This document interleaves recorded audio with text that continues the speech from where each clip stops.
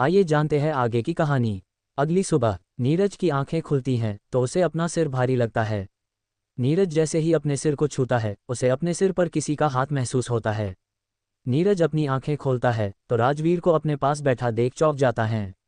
राजवीर नीरज के सिरहाने बैठा सो रहा था और उसका हाथ नीरज के सिर पर था।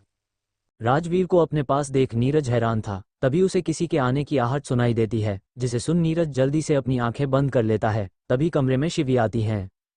शिवी कमरे में आकर जब नीरज और राजवीर को सोया हुआ देखती है तो जाकर राजवीर को उठाने लगती हैं। शिवी राजवीर के पास आकर उसके कंधे पर हाथ रख उसे आवाज देकर उठाती है। राजवीर शिवी की आवाज सुन उठता है और शिवी को देख मुस्कुरा देता है। राजवीर शिवी को देखता है, फिर नीरज को देखता है जो अभी सो रहा था। राजवीर नीरज के सिर को सहला बेड से उतर जाता है। वही शिवी जाकर कमरे के पर्दे खोल देती है। शिवी राजवीर के पास आकर, रात को नीरज ठीक से तो सोया था। उसकी बात सुन राजवीर नीरज को देख बीच बीच में उठा था, कह रहा था दर्द हो रहा है। इतना बोल वो शिवी को देख, क्या तुम इसे एक बार चेक कर सकती हो? राजवीर के सवाल पर शिवी अपना सिर हिला नीरज के पास आती हैं और उसे चेक करने लगती हैं। शिवी राजवीर से, ज्यादा शराब के वजह से सिर में दर्द होगा, कुछ देर में ठीक हो जाएगा, मैं ब्लैक कॉफी बनाकर भेजती हूँ। उसकी बात सुन राजवीर अपना सिर हिला देता है। राजवीर शिवी को देख, नीरज के उठने से पहले हमें यहाँ से जाना होगा। उसकी बात सुन शिवी उसे देखने लगती हैं तो राजवीर वहां से बाहर चला जाता है। शिवी भी गहरी सांस लेकर उसके पीछे कमरे से बाहर निकल जाती हैं। राजवीर और शिवी के बाहर जाते ही नीरज अपनी आंखें खोल देता है। नीरज बेड पर उठ के बैठ जाता है। नीरज मन में, क्या राजवीर भाई रात भर मेरे पास ही थे? नीरज इतना सोच ही रहा था, तभी कमरे में शांता आती है। शांता नीरज के पास आकर उसे ब्लैक कॉफी देती है तो नीरज भी उसे लेकर पीने लगता है। राजवीर अपने कमरे में नहाकर कपड़े पहन अपना मोबाइल लेकर किसी को कॉल करता है। सामने से एक आदमी कॉल उठता है। हेलो। उसके कॉल उठाते ही राजवीर बोलता है, मान, मैं राजवीर बोल रहा हूँ।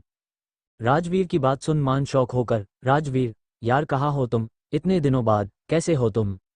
मैं ठीक हूँ मान। उसके सवाल सुन राजवीर उसे जवाब देता है। तो मान, कहाँ गायब थे इतने दिन? प्रतीक की गलती की सजा मुझे क्यों राजवीर? ये सवाल करते हुए उसके आवाज में एक उदासी थी जिसे राजवीर महसूस कर सकता था। उसके सवाल पर राजवीर, नहीं मान, मैं तुम्हें सजा नहीं दे रहा था, मैं बस खुद को सजा दे रहा था। उसकी बात सुन मान, छोड़ो अब बताओ कैसे याद किया? राजवीर, क्या तुम मुझसे मिलने मेरे फार्म हाउस आ सकते हो? मान हैरान होकर, तुम इंडिया में हो? राजवीर, हाँ, तुम आ जाओ फिर बात करते हैं। उसकी बात सुन मान, अभी आता हूँ। इतना बोल दोनों कॉल कट कर देते हैं। उसके बाद राजवीर तैयार होकर नीचे जाता है। राजवीर और शिवी डाइनिंग टेबल पर नाश्ता करने बैठे हुए थे। तभी राजवीर नीरज के कमरे की तरफ देख, वो आया नहीं। शिवी, ब्लैक कॉफी पी है, आता ही होगा। उसकी बात सुन राजवीर अपना सिर हिला नाश्ता करने लगता है। नाश्ता करने के बाद शिवी नीरज के कमरे में जाती है तो वही राजवीर वही हॉल में बैठ जाता है। तभी डोर बेल बजती है। शांता जाकर दरवाजा खोलती है और मान अंदर आता है। मान को देख राजवीर खुश हो जाता है तो वही मान जैसे ही राजवीर को देखता है भागते हुए उसके पास आता है और उसके गले लग जाता है। राजवीर भी खुश होकर उसके गले लगता है, जहां दोनों की आंखें नम हो जाती हैं। यहाँ शिवी नीरज के कमरे में उसके लिए नाश्ता लेकर आती है तो नीरज विंडो के पास खड़ा था और उसके हाथ में बियर की कैन थी। शिवी नाश्ता टेबल पर रख नीरज के पास आकर, तुम सुबह सुबह शुरू हो गए, ये नाश्ते का वक्त है। उसकी बात सुन नीरज उसे देखता है और उसके सामने बियर पीने लगता है। नीरज की हरकत देख शिवी उसके हाथ से बियर की कैन लेती है और जाकर डस्टबिन में डाल देती है। शिवी की हरकत देख नीरज उसे देखता रह जाता है और फिर चौंक कर, हे, ये क्या किया तुमने? उसका सवाल सुन, कचरे को उसके जगह पर पहुंचा रही हूँ, तुम नाश्ता कर लो। इतना बोल वो कमरे से बाहर जाने लगती हैं और फिर दरवाजे पर रुक साइड टेबल पर देखती है जहां बियर का बॉक्स रखा हुआ था। शिवी जाकर वो बॉक्स उठाती है तो नीरज, अब उसके साथ क्या कर रही हो? शिवी उसे घूरते हुए, तुम्हारे कमरे का डस्टबिन छोटा है, बड़े डस्टबिन में डालने जा रही हूँ।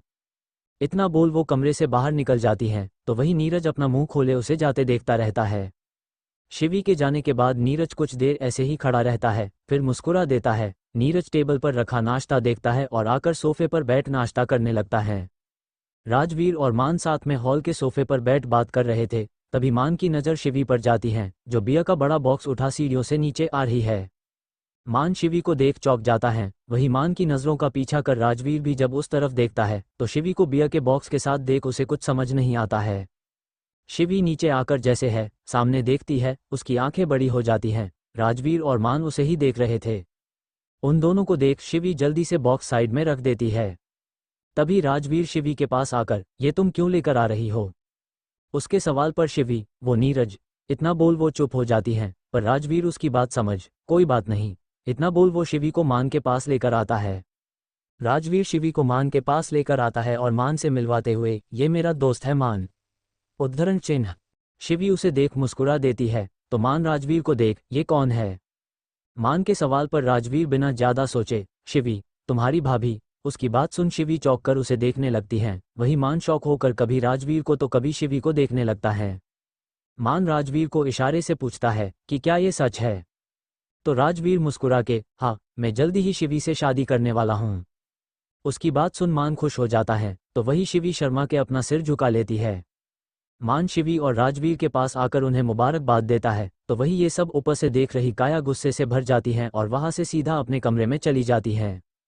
कुछ देर बाद मान और राजवीर भी बात करने के लिए राजवीर के कमरे में जाते हैं। दोनों अंदर आते हैं, तो राजवीर मान से, मान मेरे लिए काम करोगे? मान राजवीर से, क्या हुआ राजवीर? उसके सवाल पर राजवीर उसे देख, कल नीरज को किसी ने मारा है। उसकी बात सुन मान हैरान होकर, क्या नीरज यहाँ है?